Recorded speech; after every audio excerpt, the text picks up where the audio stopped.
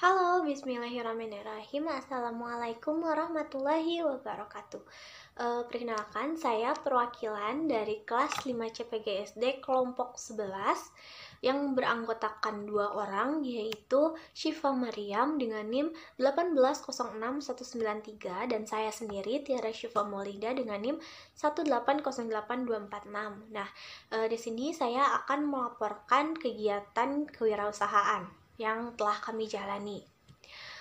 Sebelumnya kami ini menjual produk makanan atau makanan ringan, snack ringan itu dengan nama Kariam. Kenapa kami menamakan Kariam? Karena kami ambil dari bahasa Sunda yang artinya tinggal makan. Kari itu tinggal dan am itu biasa kita sebut makan. Nah, dilihat dari namanya saja, ini sudah tertera pada makanan gitu. Makanan khususnya kami mengambil pada makanan-makanan pedas. Mengapa kami mengambil snack-snack ringan makanan pedas?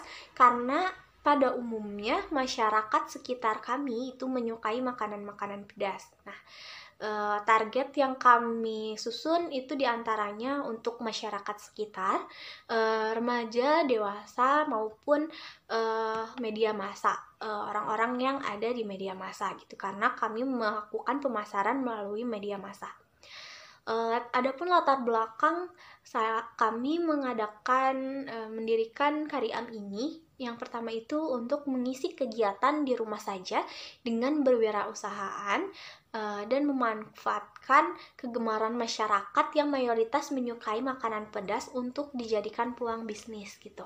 Lalu di sini kami juga memanfaatkan teknologi digital untuk memudahkan proses promosi dan penjualan seperti itu. Lalu tujuan dari didirikannya kewirausahaan Kariam ini yaitu mengembangkan usaha cemilan Kariam yang mudah diterima masyarakat dengan harga yang terjangkau, juga mendapatkan keuntungan. Mungkin sekian dari saya. Laporan akan dilanjutkan oleh rekan saya yaitu Syifa Maryam. Terima kasih. Halo, saya Syifa Maryam. Di sini sebelumnya memohon maaf karena menggunakan masker dikarenakan mulut saya sedang ada alergi. Jadi ada bintik-bintik dan bekak seperti itulah. Jadi saya menggunakan masker. Jadi mohon maaf sebelumnya. Nah, di sini saya akan menjelaskan mengenai analisis SWOT, kemudian anggaran biaya yang kami gunakan, dan juga bagaimana cara kami memproduksinya. Nah, seperti yang Ara sebutkan bahwa usaha yang kami lakukan ini adalah usaha seperti reseller gitu. Jadi kita tidak membuat sendiri, tetapi kita membeli bahan sudah jadi, kemudian kita mungkin mengemasnya sendiri, setelah itu kita menjualnya. Untuk analisis SWOT-nya sendiri itu, yang pertama adalah untuk kekuatannya, karena ini bahan kering, jadi bahannya itu tidak mudah basi gitu atau tahan lama. Kemudian juga harganya terjangkau, karena mungkin bisa lah, karena kami ini sasarannya itu adalah anak SMP sampai dewasa, jadi harganya cukup terjangkau bagi kantong mereka gitu. Karena harganya itu dimulai dari harga 7.000 sampai 22.000. Kemudian selanjutnya adalah bahan baku yang murah gitu dan juga mudah ditemukan. Nah, untuk kekurangannya itu adalah kekurangan sumber daya manusianya gitu, karena kami hanya berdua, sehingga mengakibatkan kita kekurangan tenaga dan kekurangan modal. Setelah itu pemasarannya juga belum meluas gitu. Jadi kami hanya menggunakan platform media sosial dan juga door to door. Kami belum bisa misalkan seperti distribusi nitip ke warung atau kemanapun itu. Jadi belum meluas pemasarannya. Yang selanjutnya yaitu adalah rasa yang kurang variatif. Kenapa?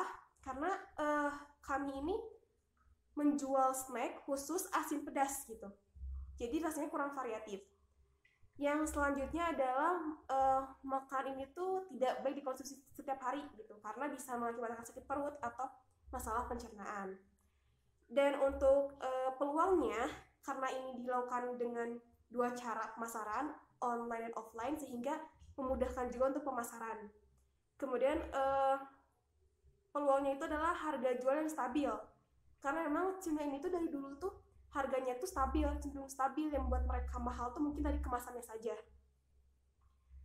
Selanjutnya adalah jumlah permintaan pasar yang besar gitu. Kenapa kami menjual snack pedas? Karena memang sangat banyak orang-orang yang menyukai snack pedas, terutama warga Indonesia ini ya, apalagi orang Bandung gitu ya, suka banget dengan makanan pedas gitu. Jadi kami mencari peluang dari sana. Selanjutnya adalah banyak penjual bahan jadi yang tadi kami sampaikan bahwa kami itu reseller gitu, kita tidak membuat sendiri. Adapun kalau membuat sendiri pun juga sebenarnya bisa ya, lebih besar juga keuntungannya, tapi kita juga memperhatikan dari modal dan juga tenaga gitu. Dan untuk hambatannya itu ada dua. Yang pertama adalah pastinya banyak pesaing, dan yang kedua adalah mulai ditiru gitu loh. Karena memang snack ini tuh sebenarnya cukup mudah dibuat, jadi sangat mudah untuk ditiru. Nah, kalau untuk anggarannya, kita ini mengeluarkan uang sebanyak 318.000 gitu. Di sini rinciannya. Jadi ada peralatan habis pakai, yaitu seperti snack yang kami beli. Karena juga kami kan membeli kiloan, jadi mau tidak mau membeli juga plastik gitu, plastik seperempatan. Tapi kita juga ada membeli snack yang memang dari sana itu sudah dikemas terpisah gitu loh, misalkan dikemas sebanyak 250 gram gitu. Jadi sudah kita tidak perlu lagi mengemasnya, tinggal hanya menjualnya saja gitu. Ada yang seperti itu. Itu kan lebih praktis ya gitu. Kemudian juga ada perjalanannya kayak bensin lah gitu kan, 20.000, dan ada lain-lainnya 15.000. Jadi totalnya itu ada 318.000. Untuk keuntungannya, kita masing-masing snack itu mengambil keuntungan sekitar 10% hingga 40%. Wah, banyak banget ya. Kenapa? Kalau misalkan untuk yang 10% itu, kami mengambil dari snack ukuran besar, yaitu ukuran seperempatan. Itu kami mengambil kurang lebih 10%. Gitu kan. Kalau untuk yang ukuran kecil, kami mengambil keuntungan sebanyak 40%, 30-40%. Jadi lumayan lah gitu untuk keuntungannya. Nah, untuk produksinya sendiri itu yang sudah tadi saya jelaskan, kita tidak membuat sendiri gitu. Kalaupun buat juga sebenarnya bisa saja, tapi kita juga mempertimbangkan tenaga dan juga modal gitu kan. Nah, untuk produksinya sendiri, kami membeli bahan jadi, kemudian menjualnya, atau kami membeli bahan jadi per kiloan, kemudian kami mengemasnya sendiri dan menjualnya, seperti itu. Dan ya cukup sekian persentasenya dari kami. Mohon maaf untuk segala kekurangannya, karena kesempurnaan hanya milik Allah Subhanahu wa Ta'ala. Terima kasih. Wassalamualaikum warahmatullahi wabarakatuh.